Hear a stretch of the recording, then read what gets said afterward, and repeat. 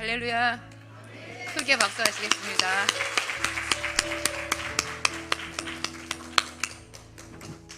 하나님을 사랑하시는 여러분, 얼마나 사랑하십니까? 얼마나 사랑하십니까? 많이 사랑하시지요? 더 크게 박수 한번 하겠습니다.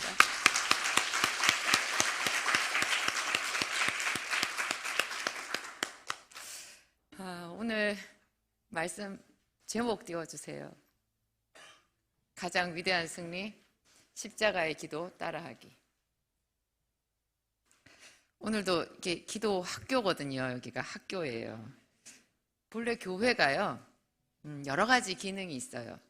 교회의 역할, 그 기능이라고 하는데, 그게 학교의 기능이 있어요.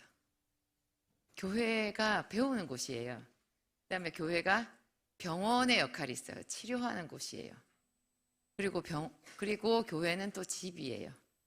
아버지와 함께 자녀들이 즐거이 머물러서 그분에게 기도하는 집인 거죠. 집의 역할, 기도하는 집, 그 다음에 치료받는 병원, 그 다음에 배우는 학교. 이런 역할이 있어요. 그래서 예수님께서 이 세상에 오셨을 때 3년 동안 공생애를 하셨을 때요, 제일 많이 하신 일이 뭔 것 같아요? 제일 많이 하신 일이요, 병든 자를 고치는 것도 아니고 제일 많이 하신 일은 가르치는 일이었어요. 그래서 유대인들이 중세 시대에 가장 암흑기였던 유럽의 그 중세 암흑기 시대예요. 유럽에서 유대인들이 제일 활개를 쳤거든요. 왜 그러냐? 유대인들은 나라도 없고 땅도 없었는데요, 이 사람들은 항상 배웠어요. 그 중세시대에 대부분의 사람들, 평민들은 글을 몰랐대요. 유대인들은 성경을 배우기 위해서 다 글을 안 거죠. 그리고 글을 통해서 성경을 배우잖아요. 그러니까 배움이라는 것에서 열려 있어갖고 그분들은 항상 전문 지식을 가지고 있었어요. 그런데다가 늘 배웠기 때문에, 하나님의 말씀을 배웠기 때문에 하나님께서 또 지혜를 주셨겠죠. 그래서 그것이 지금까지 이어져가지고 그 유태인들은 전 세계에서 가장 뛰어난 민족으로 손꼽히잖아요. 교회에 오는 우리들이 교회에서 예배를 하면서 예배의 중심이, 사실 제일 핵심이 목사님 설교 말씀이거든요. 그래서 목사님들은 가르치는 은사가 다 있어요. 가르치는 은사가 없는 목사님은 잘 없어요. 대부분의 목사님은 기본적으로 잘 가르치세요. 그러면 우리는 어떻게 해야 돼요? 잘 배워야 하는 거예요. 잘 배워야 되는 거예요. 근데 이 배움의 끝이 있어요? 끝이 없어요. 근데 이 배우는 것에 대해서 하나님께서 그 배움의 즐거움이라는 것을 우리에게 주셨어요. 배워서 뭘 하려고 생각하면 언제 배워 저거를 언제 배워서 언제 시험을 봐가지고 무슨 자격증을 따가지고 내가 연봉이 오르나 이렇게 생각하는데요, 하나님께 배우는 것은 배우는 순간, 시작하는 순간부터 죽을 때까지 즐거워요. 계속 그분을 더 알아가고 더 배워가는 거죠. 그래서 오늘 본문 말씀, 이 안에 배운다라는 말이 들어있는데요, 함께 읽어보겠습니다. 그때 예수께서 대답하여 이르시되 천지의 주제이신 아버지여, 이것을 지혜롭고 슬기 있는 자들에게는 숨기시고 어린 아이들에게는 나타내심을 감사하나이다. 옳소이다. 이렇게 된 것이 아버지의 뜻이니이다. 내 아버지께서 모든 것을 내게 주셨으니 아버지 외에는 아들을 아는 자가 없고 또 아들과 아들의 소원대로 계시를 받는 자 외에는 아버지를 아는 자가 없느니라. 수고하고 무거운 짐진 자들아, 다 내게로 오라. 내가 너희를 쉬게 하리라. 나는 마음이 온유하고 겸손하니 나의 멍에를 메고 내게 배우라. 그리하면 너희 마음이 쉼을 얻으리니 이는 내 멍에는 쉽고 내 짐은 가벼움이라. 배운다는 말을 보셨어요? 더 끝에 있구나. 아니, 여기까지인데. 내 멍에는 쉽고 내 짐은 가벼움이라. 여기까지 끝이에요. 배운다는 말 찾으셨어요? 29절에 있죠. 나는 마음이 온유하고 겸손하니 나의 멍에를 메고 내게 배우라. 그리하면 너희 마음이 쉼을 얻으리니. 배우면, 근데 이상해요. 멍에가 좋은 거예요, 여러분. 멍에는 좀, 삶에 멍에 하면은 그냥 찌그러지는 거 아니에요? 근데 여기서는 나의 멍에를 메래요. 그리고 내게 배우라. 그러면 멍에를 맸는데 쉼을 얻는데요. 멍에랑 좀 앞뒤가 안 맞죠? 배우는 거 여러분 학교 때 배우는 거 좋으셨어요? 근데 여기서는 내게 배우라 그리하면 쉼을 얻는데요. 그리고 하시는 말씀이 덧붙여서 부연 설명으로 하시는 말씀이 예수님의 멍에는 쉽대요. 내 짐은 가벼움이라. 쉬운 멍에는 괜찮으시겠어요? 쉬운 멍에는 좀 어때요? 제가 갑자기 쉽다는 말을 들으니까 생각이 나는데, 제가 생애 최초로 이제 제 집을 장만을 했었는데, 그때 제가 우리나라 나이로 33살이었고, 새 아이의 엄마였고, 정말 아무것도 없는 데서 100만 원 가지고 그 가계약을 해서 1억 3천짜리 아파트를 분양받아가지고 들어갔잖아요. 그래서 1억 3천짜리 집에 융자가 1억 3천 있었어요. 처음에 1억이었거든요. 1억으로 입주를 했어요. 다 막 카드 빚까지 다 해가지고 1억 받아서 들어갔는데 한 달 만에 이 집이 1억이 올랐어요. 오른 돈 내 돈이에요, 여러분. 안 보이는 돈이에요. 쓰지도 못해요. 나는 그냥 그 집이잖아요. 나한테는 1억 융자가 더 크지. 근데 집값이 1억이 오르니까 1층 그 아파트 현관에 쫙 뭐가 붙는 거예요. 은행에서 대출 더 해준다고. 그때 저희가 이제 교회를 개척해야 됐거든요. 우리 교회를 이제 드디어 개척을 해야 되는데 그 돈이 어디서 나오겠어요? 나올 데가 없죠. 그래서 그 집 1억이 이미 대출이 있는 그 집에서 다시 3천만 원을 더 대출을 받아가지고 그래가지고 교회 개척이 시작됐어요. 그 3천만 원을 하나님이 저한테 받으라고 하셨어요. 그래서 제가 하나님께 안 된다고 그랬어요. 안 돼요, 하나님. 저 엄청 힘들어요. 융자 이거 그때는 이율이 비쌌어요. 되게 비쌌어요. 저 한 달에 60만 원에서 70만 원 냈어요. 그 이자를. 그 월세보다 더한 거 아니에요. 제가 약국 제 사업장 월세 40만 원을 못 내가지고 보증금을 다 까먹은 전력이 바로 2, 3년 전에 있었던 여자잖아요, 제가. 근데 하나님이 세상에 자기 사는 집에 6, 70만 원 그 이자를 내야 되는데 하나님 저 힘들어서 안 돼요 그랬더니 하나도 안 힘들다 그러시는 거예요. 오늘 여기 내 멍에는 쉽고. 그래서 제가 이게 한 대 딱 맞은 것 같았어요. 하나님이 쉽다면 쉬운 거지. 우리 보통 왜 두려워해요? 그러다가 보증금, 이건 물론 보증금은 아니지만 뭐 다 까먹고 집 경매 넘어가고 막 이런 게 상상이 되잖아요. 그 제대로 못 내가지고 연체 이자 붙고 압박에 시달리다가 나중에 집도 경매로 넘어갔더라 뭐 이런 거 생각해서 힘든데 하나님이 하나도 안 어렵다 하시면 안 어려운 거죠. 그래요? 그래가지고 그래요? 그래가지고 그 대출 받아서 또 제가 그 전에 있던 집에 보증금 900만 원 못 받은 거 있었거든요.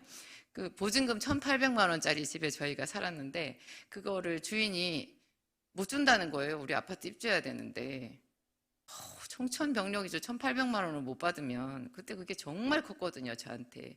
또 빵꾸가 나잖아요. 그래서 어떻게 하나 고민하다가 아이디어가 떠올라서 그러면 반만 주세요 그랬어요.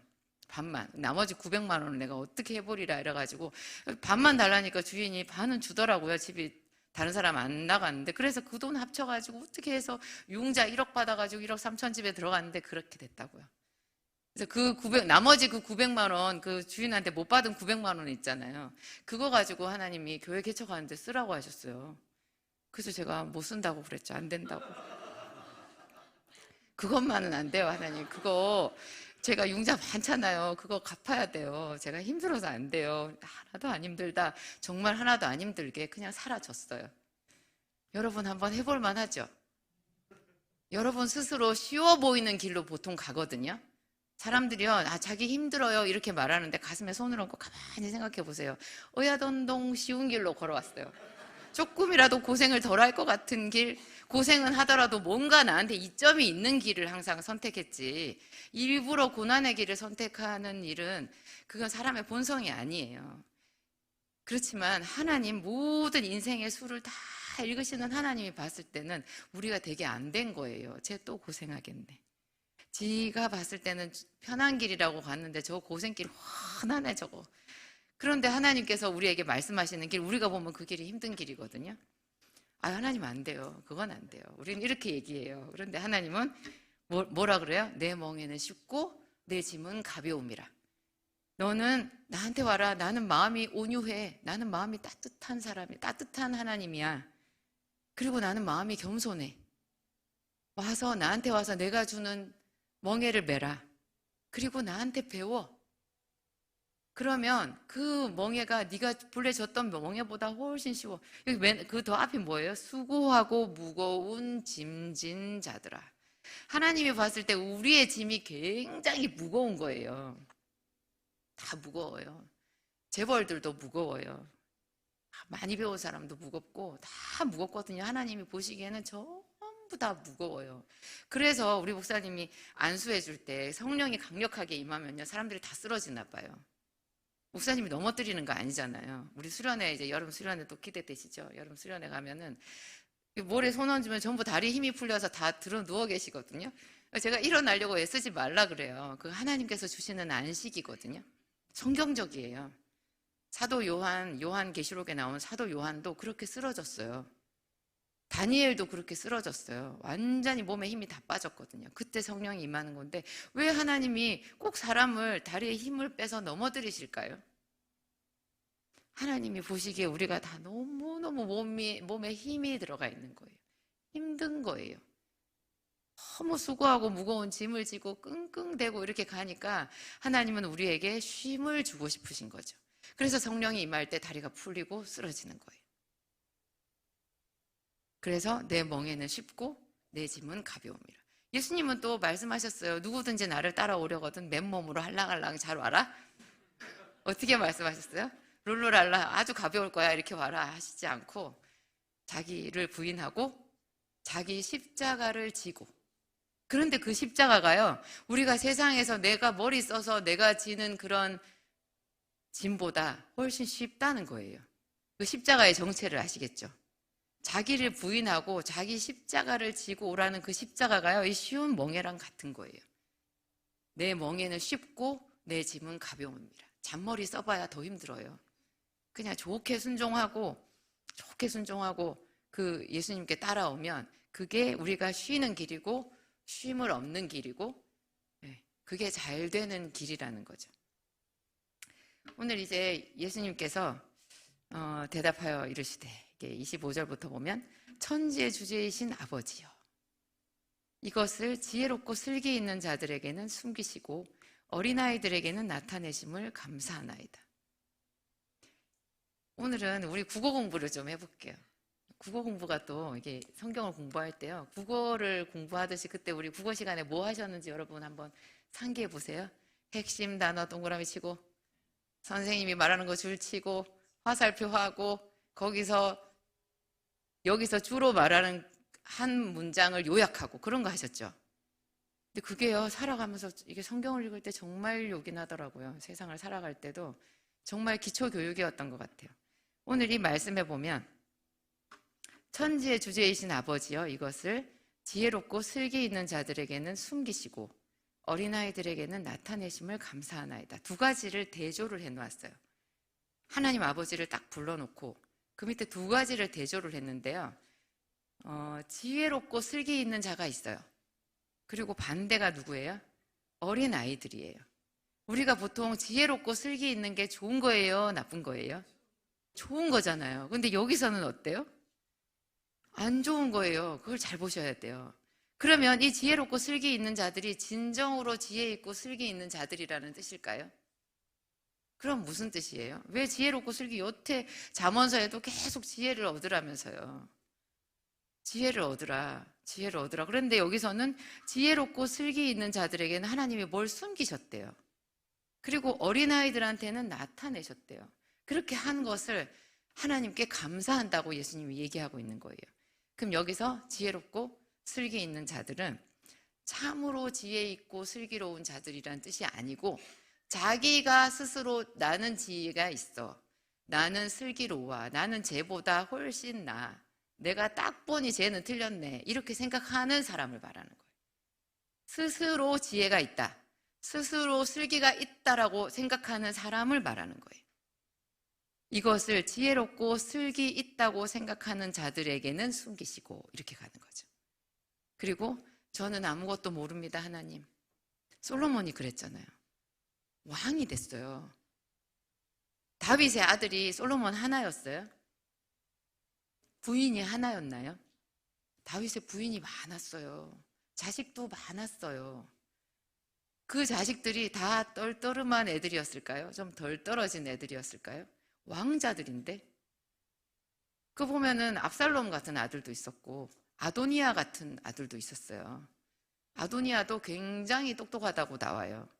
그 외에 다른 아비가일이라고 하는 여자가 낳은 아들도 있었어요. 그 아들도 아마 똑똑했을 거예요.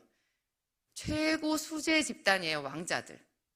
그 안에서 탑으로 꼽혀가지고 다윗 왕의 뒤를 이은 솔로몬이요. 어떻게 어린아이일 수가 있겠어요? 당대 최고의 지혜를 가진 사람이잖아요. 그런데 이 사람이 일천번제를 하나님께 드리면서 구했던 것이 자기는 아무것도 모르기 때문에 지혜를 달라는 거였어요. 그게 어린아이죠. 그러니까 하나님 앞에서 내가 뭘 많이 안다라고 생각하는 사람에게는 하나님이 뭘 숨기신대요. 형제들에게도 마찬가지고 내가 뭘 많이 안다. 그래서 제가 굉장히 위험하죠, 지금. 여러분, 제가 굉장히 위험한 자리에 있는 거예요. 우리 목사님하고 제가 상당히 위험한 자리예요. 이거 남의 앞에서 맨날 뭘 가르치잖아요. 그러면 정말 위험한 거예요, 이거. 여러분은 그냥 배우시는 게 더 좋아요. 저도 목사님 설교를 들을 때는 어린아이 같이 저기서 들어요. 그래서 제가 목사님 설교에서 남편이 하는 설교에서 많이 배우는 복된 여자죠. 보통 여자들이 남편한테 배워요, 안 배워요? 당신은 내 말을 좀 들어. 내 말을 들으라고. 내 말을 들으면 될 텐데 왜 내 말을 안 듣냐고 이렇게 보통 얘기를 하잖아요. 제가 좀 복이 있는 거죠. 예, 남편 말을 잘 들어요. 하여튼 하나님 앞에서 어린아이 같이 우리가 기도를 할 때도 기도를 하나도 할 줄 모르는 것 같이 그렇게 기도하러 나올 때마다 하나님 저에게 기도를 가르쳐 주세요 하면서 기도를 하면 참 기도가 잘 돼요. 근데 내가 주도적으로 기도 제목을 쫙 써가지고 그거를 막 이렇게 물론 그런 기도도 필요해요. 우리 중보기도 할 때 필요한데요. 그게 그 한 끗 차이죠. 약간의 차이가 있어요. 내가 아무것도 모르는 그런 막막한 마음으로 사실 막막하죠. 막막해야 맞아요. 뭐 문제는 많죠. 그 문제를 하나님 앞에 기도해야 된다는 건 아는데 이 문제를 어떻게 하나님 앞에 가서 호소력 있게 기도를 하고 이게 마귀를 대적해야 되는 건지 하나님께 간구해야 되는 건지 뭐 찬양을 해야 되는 건지 감사를 해야 되는 건지 어쩔 때는 목사님이 감사라고 해놓고 어쩔 때는 영적 전쟁을 하라고 그러니까 이거 전쟁을 하다가 감사를 하다가 갈팡질팡 하잖아요. 그러니까 매 순간 하나님 오늘은 어떻게 기도해야 되냐고 물어보면서 와서 기도를 하면 참 기도가 잘 돼요. 그래서 여기 지혜롭고 슬기 있는 자들, 어린아이들 이렇게 딱 대비가 되어 있는 거예요. 우리는 다 같이 어린이가 됩시다. 어린아이가 됩시다. 어린아이가 됩시다. 성경 퀴즈 대회를 했어요. 성경 퀴즈 대회를 해서 그거를 이제 공고를 받고 굉장히 막 열심히 이제 성도들이 공부를 했겠죠. 이제 목사님이 이제 문제를 내시고 성경 퀴즈를 여기서 했어요. 이제 거기서 보니까 자기는 되게 열심히 공부를 해서 엄청 부족하다라고 생각했는데 어라 다른 사람들이 내가 좋아하던 집사도 저것도 모르네. 다 떨어지고 자기가 살아남은 거예요. 이럴 때 굉장히 조심해야 돼요. 갑자기 자기가 굉장히 성경을 많이 알고 하나님과 친밀한 것 같은 생각이 들고 똑똑한 것 같은 생각이 듦과 동시에 주변 사람들은 아이고 여기 수준이 낮네. 내가 이런 데 있을 건 아닌 것 같은데 그런 생각이 딱 들어올 수가 있어요. 여러분 굉장히 위험해요. 성경을 많이 알았던 서기관 바리새인들이 어떻게 됐어요? 성경은 알아야죠. 배워야죠. 근데 배울수록 더 많이 겸손해져야 되고 내가 많이 알기 때문에 더 나보다 모르는 사람, 무식한 사람, 죄가 많아 보이는 사람을 잘 섬겨야 그 배움의 마침표가 되는 거예요. 내가 남들보다 성경 조금 더 많이 안다고 뭐 성경 좀 묵상해가지고 뭐 막 깨닫고 이러면은 막 깨달아서 은혜가 되는데요. 그런 교만이 틈타기가 굉장히 쉬워요. 그래서 초대 7 집사 중에 그 완전 이단 괴수가 된 사람이 있죠. 있어요. 지금 갑자기 이름이 생각 안 나는데 니골라. 그죠? 니골라. 니골라라고 하는 사람이 있어요. 초대교회 7집사는 뭐 중에 한 사람은 빌립이고 그 한 사람은 스데반이잖아요.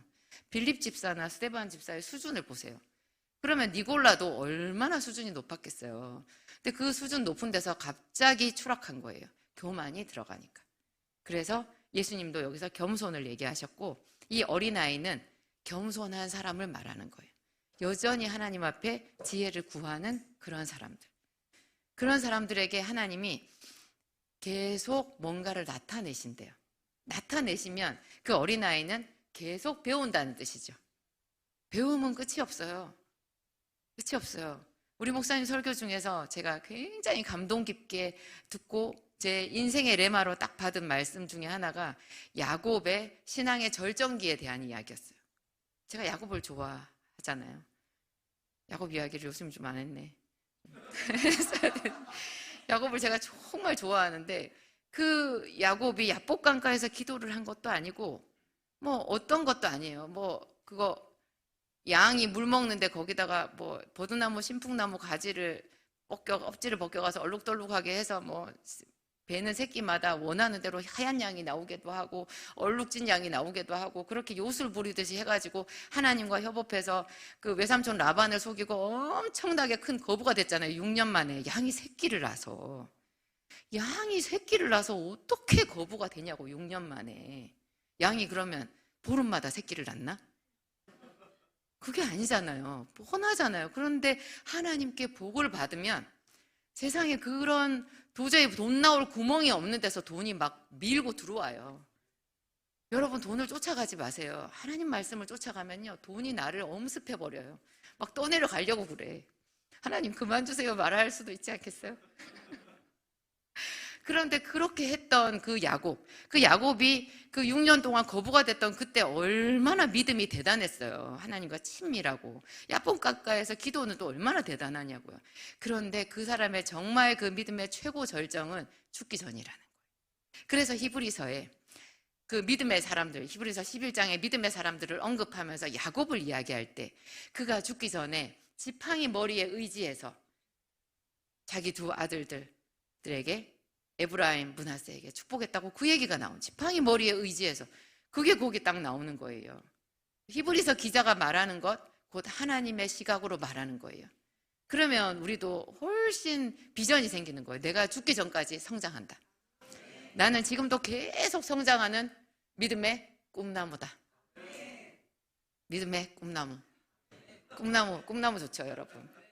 제가 초등학생 때 어린이날을 그렇게 좋아했다니까요. 어린이날 되면은 5월 5일은 쉬니까 5월 4일날 학교에서 잔치하잖아요. 가면은 그렇게 막 좋은 선물도 많이 받고 스케치북도 받고 크레파스도 받고 크림빵도 받고 요구르트도 하나씩 주고 책상 위에 막 상이 차려져 있어요. 엄청 좋았는데 그것보다 더 좋았던 게 뭐냐면 그날 하루 종일 듣는 말이 우리를 꿈나무라는 거예요. 집에서 천덕꾸러기잖아요. 우리 고모가 그랬다니까요. 이 새끼들이 이렇게 줄줄이 나가지고 어쩌려고 이렇게 새끼들 줄줄이 낳냐고. 주렁주렁 낳냐고. 제가 갑자기 주렁주렁이 됐어요. 아버지 앞길을 가로막는, 부모의 허리를 휘어지게 만드는 그런 아주 몹쓸 혹덩어리가 된 거예요. 그런데 5월 4일 그날은 학교에서 저를 꿈나무라고 해줬어요. 저는 그게 굉장히 좋았어요. 그래, 나는 장래 꿈나무야. 대한민국을 짊어지고 갈 어린 새싹이야. 여러분, 이 마음이 세상에 이게 성경적인 거더라고요. 성경 안에서 우리가 어린아이가 되면 아무리 나이가 많아도요, 하나님은 뭐라고 불러요? 내 딸아, 사랑하는 내 아들아. 와, 정말 전율해요. 제가 나이 많은 권사님 기도해 주면서 목사님 입에서 사랑하는 내 딸아 이렇게 나오면 우와, 그게 하나님은 아버지시구나, 사랑이시구나, 세상에 사랑이시구나. 저 나이 많은 권사님도 하나님 보기에는 사랑스러운 딸이구나, 그런 생각이 들죠. 그런 마음이면 우리가 한물 간 인생이 아니에요. 아니, 애들이 중학생만 돼도 지가 한물을 간 줄 알더라고요. 그래가지고 자꾸 뭐 포기한다고 그러잖아요. 이제 안 된대. 안 된대. 그 어떻게 애들이 중학생, 고등학생인데 뭘 포기하고 그래요.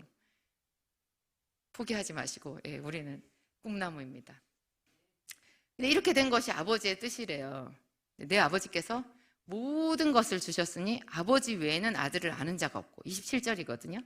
아들과 또 아들의 소원대로 계시를 받는 자 외에는 아버지를 아는 자가 없느니라. 여기도요, 이 말씀이 굉장히 깊어요. 예수님이 하신 기도와 말씀이잖아요. 예수님이 한 말씀은 상상을 초월하게 깊어요. 참 깊어요. 신비해요, 그게. 여기도 이 말을요, 제가 한 1000번, 수천 번 읽은 것 같아요, 여기를. 내 아버지께서 모든 것을 내게 주셨으니 아버지 외에는 아들을 아는 자가 없고 아들과 또 아들의 소원대로 계시를 받는 자 외에는 아버지를 아는 자가 없느니라. 여기서 보면요, 아들을 아는 자, 아버지를 아는 자 이렇게 돼요. 아들을 아는 자, 아들은 예수님이잖아요. 예수님을 아는 자가 없대요. 아버지 외에는 아들을 아는 자가 없어요. 하나님 외에는 예수님을 아는 자가 없다는 거예요. 우리도 예수님을 잘 모른다라는 거예요. 또 아버지를 아는 자가 없대요. 아버지를 아는 자가 잘 없다는 거예요. 누가 아버지를 알아요? 아들과 아들의 소원대로 계시를 받는 자. 아들은 예수님이잖아요. 예수님과 예수님의 소원대로 그분에게 계시를 받는 자만 하나님을 안다는 거예요. 아버지를 아는 자, 아들을 아는 자. 우리는 영생을 취해야 되잖아요. 영생이 이 복을 말하는 거거든요. 영생이 복의 최대치예요. 극대치를 말하는 거예요. 영생은 뭐예요? 영생은 유일하신 참 하나님과 그의 보내신 자 예수 그리스도를 아는 것이니이다. 여기 있잖아요. 하나님과 예수를 아는 것이 영생이거든요. 그게 복이에요. 우리가 그렇게 받고자 하는 숟가락에도 그려놓은 그 복이 그거예요. 하나님과 하나님의 보내신 자 그 예수 그리스도를 아는 것이 영생이고 그게 복이거든요. 근데 여기는 아들을 아는 자가 없다는 거예요. 그 영생을 취하는 자가 참으로 드물다는 거죠. 그 영생이 어디서 온다고요? 아는 것에서 온다고요. 알아야 된다고요. 아들을 아는 자가 없고 아버지를 아는 자가 없대요. 근데 극소수의 사람들이 아들과 아버지를 알아요. 어떻게 알아요? 아들과 아들의 소원대로 계시를 받는 자, 특별히 은총을 받은 그들이 아버지를 안다라는 거예요. 알면 안다라는 게 우리가 원하는 모든 것이 그 안에 들어있는 선물 세트인 거예요. 그래서 오늘 뭐예요? 배워야 된다라는 거죠. 배워야 된다. 배움이 거기서 나오는 건데요. 근데 여러분이 이 안다라는 거를 제가 한참 전에도 말씀드린 적이 있어요. 안다라는 게 사랑한다는 거예요. 예수님께서 모른다고 하신 사람이 있거든요. 예수님이 모르는 사람이 있을까요? 예수님께서 너 누구냐? 난 너를 모르겠다. 성형수술했니? 이렇게 말하는 사람은 성형수술을 한다고 우리를 못 알아보시겠어요? 예수님이 어떻게 예수님이 나는 너를 모른다 왜 그러시냐고요? 그 모른다라는 말이 무슨 말이에요? 마태복음 7장 23절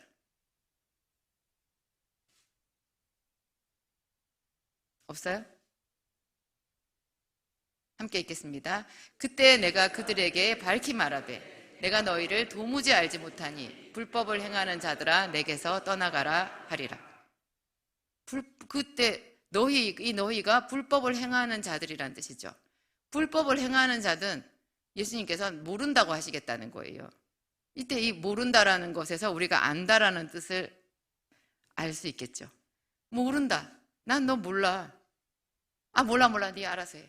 그럼 무슨 말이에요? 싫다는 뜻이죠. 아 몰라 그게 진짜 모른다는 거예요? 나 싫어. 나 상관 안 할래. 네 마음대로 해. 그런 뜻이잖아요. 참 이게 영어가 있고 한국어가 있고 히브리어가 있고 헬라어가 있는데 이게 정말 하나의 언어에서 나온 게 맞아요. 어떻게 이 안다라는 말이 똑같이 사랑한다는 뜻이 포함되어 있을 수가 있어요? 그 안다라는 것 안에? 희한하죠. 우리도 싫으면 몰라 나 몰라 이렇게 얘기하죠. 몰라.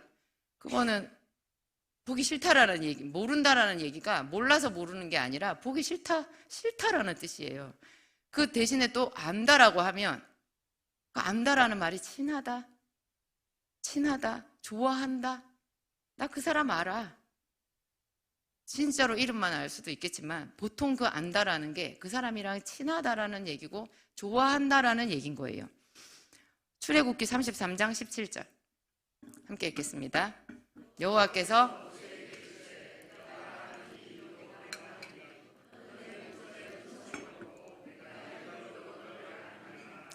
하나님이 모세를 아신대요. 은총을 입었대요. 너는 나에게 은총을 입었고 나는 이름으로도 너를 안다. 이 유명한 노래 축복하노라 노래 가사가 저거죠. 모르세요? 축복하노라. 그 노래 가사에 보면 그저 안다라는 얘기가 나와요. 내가 너를 아노라. 그 사랑한다라는 그런 말이에요. 하나님을 안다, 하나님을 사랑한다. 하나님을 알면 하나님을 사랑할 수밖에 없고요. 그 속에서 진한 뭔가가 나오는 거예요. 그게 교통이 나오는 거예요. 그래서 거기 착 붙어서 천국까지 가는 거죠. 그게 영원한 생명에 이르는 거고, 하나님께서 모세를 안다고 하시면서 모세에게 복을 안 주시겠어요? 엄청나게 큰 복을 주시는 거잖아요. 안다라는 것은 그렇게 대단한 거예요. 그래서 그 다음에 이제 예수님께서 하시는 말씀이 우리들한테 하시는, 예수님께서 노방전도를 하시면 어떻게 말씀하시느냐, 28절에 이 말씀인 거예요. 예수님께서 노방전도를 하시면서 하시는 말씀이에요. 수고하고 무거운 짐진 자들아 다 내게로 오라 내가 너희를 쉬게 하리라.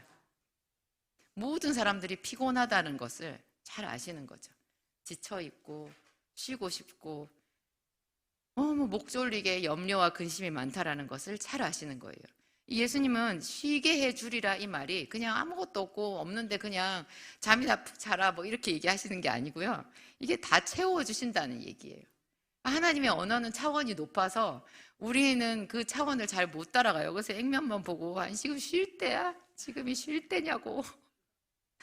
나는 못 쉰다고. 나는 한 번도 못 쉬어봤다고. 이렇게 얘기할 수 있어요. 근데 여기서 쉬게 한다는 것. 그래서 하나님께서 사랑하시는 자에게 잠을 주시느니라. 너희가 일찍 일어나고 늦게 누우며 수고의 떡을 먹음이 헛되도다. 그러므로 여호와께서 그 사랑하시는 자에게 잠을 주시는도다. 잠잘 거 자는데도 잘 되는 역사가 있는 거예요. 그래서 주일날 하루 종일 아무것도 안 하고 장사하던 거 다 내려놓고 주일날 하루 종일 하나님께 예배하는데 잘 되는 역사가 있는 거죠. 그래서 너희가 쉼을 얻는다. 그래서 예수님이 나는 마음이 온유하고 겸손하니 나의 멍에를 메고 내게 배우라. 교회에 소속해가지고 교회 중심으로 예배 중심으로 사는 것도 나름 힘들어요. 이것도 멍에예요. 그런데 이 멍에가 세상에 나가서 지는 지힘으로 지는 멍에보다 훨씬 쉽다고요. 훨씬 쉽다고요. 제가 우리 목사님이 계속 이제 영적 전쟁 그런 얘기를 하시고 저도 이제 영적 전쟁에 대해서 얘기를 많이 하는데 우리가 하나님께 배우는 이 배움이요. 영적 전쟁의 여러 가지 전략이거든요. 근데 여러분 사랑하라가 영적 전략이에요. 사랑하라고 하면 갑자기 무장해제가 되는 것 같잖아요. 이렇게 자식들한테 자기 자식에 대해서 이렇게 말하는 엄마들이 종종 있어요. 쟤는 물러 터져가지고 좀 독해야 될 텐데 물러 터져가지고 그게 문제야. 진짜 좀 독해야 되는데 이렇게 하는 거예요. 그랬더니 어떤 집사님이 들으셨대요. 하나님의 음성을. 너는 독한 게 좋니? 저는 또 제가 그렇게 말하는 어떤 집사님을 보고 그랬어요. 걱정하지 마요. 그대 딸이 그대보다 훨씬 잘 삽니다. 잘 살아요. 제가 그렇게 얘기해 준 적이 있는데 또 하나님의 말씀은 너는 독한 게 좋니? 독해서 독하다고 영적 전쟁을 이기는 게 아니에요. 우리가 독해지도록 마귀가 계속 부추겨요. 그건 오히려 독해지는 거는 마귀의 술수에 넘어가는 거예요. 하나님의 그 영적 무기는요. 원수를 사랑하라예요. 축복하라예요. 그래서 예수님께서 십자가에서 그렇게 말씀하셨나 봐요. 십자가에서 누가복음 23장 34절 38절 함께 읽겠습니다. 이에 예수께서 이르시되 아버지 저를 사하여 주옵소서. 자기들이 하는 것을 알지 못함이니이다 하시더라. 그들이 그의 옷을 나눠 제비 뽑을세. 백성은 서서 구경하는데 관리들은 비웃어 이르되 저가 남은 구원하였으니 만일 하나님이 택하신 자 그리스도이면 자신도 구원할지어다 하고 군인들도 희롱하면서 나와 신포도주를 주며 이르되 네가 만일 유대인의 왕이면 네가 너를 구원하라 하더라. 그의 위에 이는 유대인의 왕이라 쓴 패가 있더라. 여러분 여기서 쭉 우리 지금 사순절 기간이기도 하지만 이 정황상 봤을 때 예수님이 지금 어떤 상황이에요? 물론 당연히 십자가예요. 십자가 위에 지금 달려 계세요. 근데 십자가에 예수님을 매달아 놓고 그 참혹한 십자가에 예수님을 매달아 놓고 모든 사람들 그 주위의 정황이 다 그분을 조롱하는 거예요. 비웃어요. 옷을 제비 뽑아요. 네가 유대인의 왕이냐? 왕이면 거기서 내려와라. 그리고 그 위에 죄패. 명패가 아니고요. 죄패가 있는데 그게 뭐예요? 유대인의 왕이에요. 그 유대인의 왕으로 높여주는 거예요. 완전히 조롱하는 거죠. 여러분 때리는 것보다 더 견디기 힘든 게 조롱하는 거예요. 몸이 어디 아프고 피가 터지는 것보다 더 고통스러운 게 자존심 상하는 거거든요. 그래서 애들을 야단을 칠 때 자존심은 지켜주래요. 너무 자존심을 망가뜨려 버리면 그 애가 분노를 품는 거예요. 그래서 성경에도 아이들을 노하게 하지 말라 그래요. 부모가 애들을 노하게 하지 말라 그런 말이 있거든요. 근데 예수님께서 지금 그런 희롱을 당하시는 거예요. 조롱, 희롱, 모욕을 당하시거든요. 육체적인 고통은 당연히 있죠. 뭐 다 지금 맞으셨고 피가 줄줄 흐르고 있는 상황이잖아요. 가시 면류관 쓰고 지금 못질 해가지고 그 육중한 그 십자가 이 몸이 아무리 그래도 어른이니까 무겁잖아요. 이거를 못에 이렇게 해가지고 매달려 있으니 어떻게 되겠어요? 그 땡볕에. 그런데 거기다가 그런 조롱까지 더했는데 예수님께서 이렇게 하신 게 완전히 마귀를 대적하고 계신 거거든요. 그래서 예수님이 사망아 너희 이기는 것이 어디 있느냐? 사망아 너희 쏘는 것이 어디 있느냐? 사망에 이기는 것은 죄요 죄의 권능은 율법이라. 우리 주 예수 그리스도로 말미암아 우리에게 이김을 주시는 승리를 주시는 하나님께 감사하노라. 예수님이 이기셨거든요. 사망의 권세를 밟으셨어요. 그 밟은 그 방법이 십자가였거든요. 근데 그 십자가에서 예수님께서 아버지여 저희를 사하여 주옵소서. 이게 영적 전쟁의 마침표인 거예요. 용서인 거예요. 사랑이고 용서. 이게 그러면서 하나님께 마지막을 부탁해요. 누가복음 23장 44절부터 46절. 때가 제6시쯤 되어 해가 빛을 잃고 온 땅에 어둠이 임하여 제9시까지 계속하며 성소의 휘장이 한가운데가 찢어지더라. 예수께서 큰 소리로 이르시되 아버지 내 영혼을 아버지 손에 부탁하나이다 하고 이 말씀을 하신 후에 숨지시니라. 아버지여 내 영혼을 아버지 손에 부탁하나이다. 우리가 영적 전쟁을 수행하다 보면요 딱 저런 때가 와요. 제 힘으로 안 된다라는 것을 알아요. 도저히 안 돼요. 예전에 이렇게 말씀하시는 전도사님이 있었어요. 교회를 이제 여자 전도사님인데 교회를 이제 곧 개척 하신대요. 교회 개척 힘드실 텐데요. 그랬더니 아마 기도하면서 들어눕지 뭐. 그렇게 얘기하시는 거예요. 좀 너무 과격한데 하나님 앞에 막 들어 누워버리는데 그거 말 안 듣는 애들 왜 땡깡 부릴 때 어떻게 해요? 그냥 길에 누워버리잖아요. 뭐 마트나 이런 데서 뭐 안 사주면 누워버리죠. 떼굴떼굴 구르죠. 그렇게 우리가 하나님 앞에서 기도하는 건 좀 이상하지 않나요? 물론 그 전도사님이 더 좋은 의도로 얘기하셨을 거라고 생각해요. 근데 그게 얼핏 보면은 우리의 마음가짐이 약간 보이는 것 같더라고요. 우리가 하나님 앞에 기도하는 건 좋은데 그 기도할 때 겸손해야 되고 정말 하나님을 높여드려야 되거든요.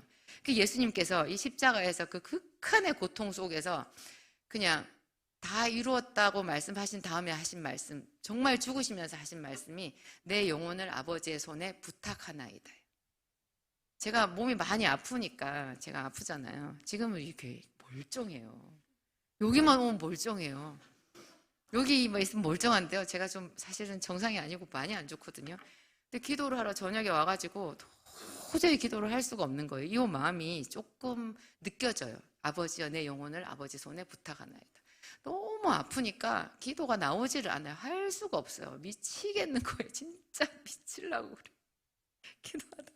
그래서 제가 자빠진 적도 있었고 그냥 엎어진 적도 있었고 눈물이 막 앞을 가리거든요. 기도를 해야 되는데 기도조차도 할 수 없을 만큼 내가 힘든 거예요.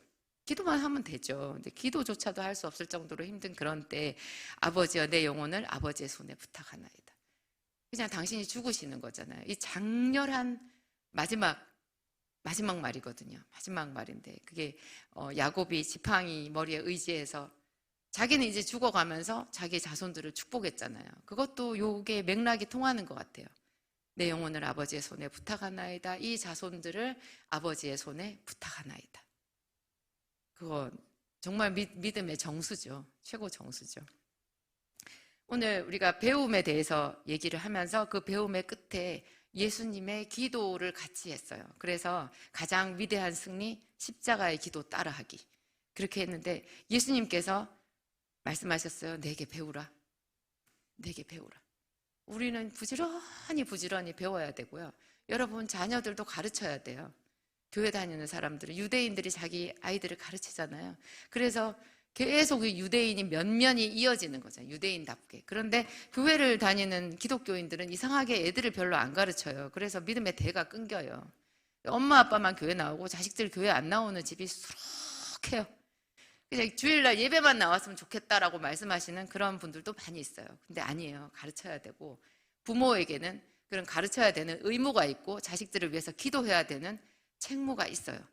우리가 하나님께 부지런히 배워야 되고 그 배우는 즐거움이 우리에게 있어야 되고 그 즐거움으로 내 자녀들을 가르치고 그 자녀들도 하나님께 직접 자기들이 기도하고 직접 배우는 즐거움에 들어가도록 우리가 안내자가 되어야 되는 거죠. 무엇보다도 오늘 예수님께서 수고하고 무거운 짐진 자들아 내가 너희를 쉬게 하리라. 다 내게로 오라. 내가 너희를 쉬게 하리라. 너희 마음이 쉼을 얻으리라. 이 사랑의 음성을 기억하시기 바랍니다. 기도하시겠습니다.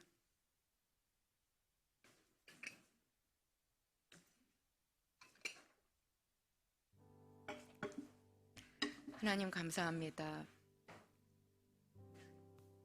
예수님 이 땅에 오신 것을 감사합니다. 지혜롭고 슬기 있는 자들에게는 숨기시고 어린아이들에게는 나타내신 그 놀라운 비밀을 우리에게 주셨습니다. 하나님, 우리를 사랑하여 주셨습니다. 아버지 외에는 아들을 아는 자가 없고 아들과 아들의 소원대로 계시를 받는 자 외에는 아버지를 아는 자가 없다고 하셨는데 우리에게 그 아들 예수 그리스도를 가르쳐 주셨고 그 하나님 아버지를 가르쳐 주셨습니다. 우리가 주님을 사랑합니다. 그리고 더 많이 알기를 소원합니다. 그리고 예수님께서 하신 기도처럼 우리도 그런 기도를 하고 싶습니다. 하나님께 내 영혼을 부탁드리는 기도, 내게 조롱과 온갖 모욕을 당하는 사람들조차 축복하고 그들의 죄를 위하여 중보할 수 있는 큰 믿음을 가지기를 소원합니다. 하나님, 우리의 마음을 넓혀 주시옵소서. 하나님께서 주시는 그 큰 사랑을 오늘 우리가 맛보게 하여 주시옵소서. 오늘은 우리가 어떤 것도 다 어떤 두려움이나 염려나 다 내려놓고 그냥 하나님 앞에 안식을 얻은 것 같이 사모하는 것 같이 우리가 하나님의 사랑만을 구하겠습니다. 하나님이 주시는 그 쉼만을 구하겠습니다. 평강을 구하겠습니다. 안식의 성령님 우리 중에 오셔서 우리 모든 사람들 지치고 공고한 심령들 다 어루만지시고 하나님 새 힘을 얻게 하여 주옵소서. 정말 하나님 안에서 아름답게 피어나게 하여 주옵소서. 예수님 이름으로 기도합니다.